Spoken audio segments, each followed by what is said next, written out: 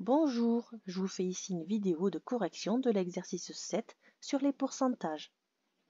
Dans une bijouterie, une montre à aiguille affichée à 72 € est soldée 61,20 €.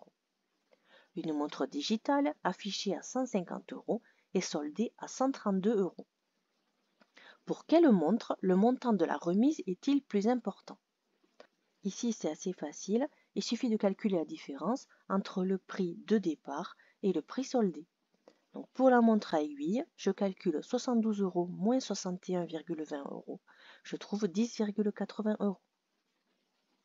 Pour la montre digitale, je calcule 150 € moins 132 €, je trouve 18 €.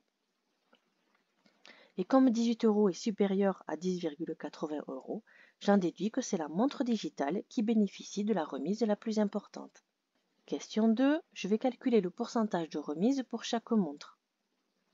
Pour la montre à aiguille, je l'ai fait avec un tableau de proportionnalité. Donc j'ai mis sur la première ligne le montant en euros et sur la deuxième ligne le montant de la remise. Je sais que le montant affiché c'est 72 € et j'ai calculé à la question 1 que le montant de la remise était de 10,80 €.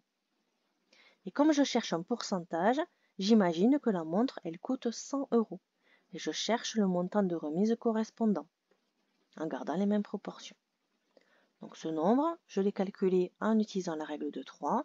Donc 10,80 multiplié par 100 divisé par 72, j'ai trouvé 15. Donc ça veut dire que la montre à aiguille a bénéficié d'une remise de 15%. Je peux utiliser une autre méthode, le faire directement sans utiliser le tableau de proportionnalité. La réduction est de 10,80 € pour un montant de 72 €. J'effectue mon calcul, je trouve 0,15 et 0,15 c'est aussi 15 centièmes et c'est aussi 15%. Pour la montre digitale, je procède de la même manière. Je dresse un tableau de proportionnalité, j'indique le montant en euros, le montant de la remise en euros. Je sais que le montant initial est de 150 € et j'ai calculé la question 1, le montant de la remise. J'avais trouvé 18 €.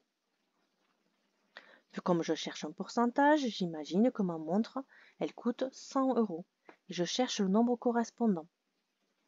J'utilise la règle de 3 et je trouve 12. Ça veut dire que j'ai une réduction de 12 € pour un montant de 100 €. Donc la montre digitale a bénéficié d'une remise de 12%.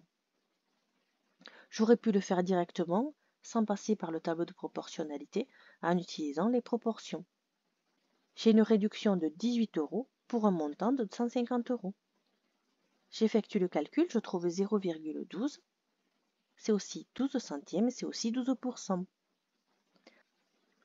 Comme 15% est supérieur à 12%, eh bien ça veut dire que c'est la montre à aiguille qui a bénéficié du pourcentage de remise le plus important, alors que c'est la montre digitale qui bénéficiait de la remise la plus importante.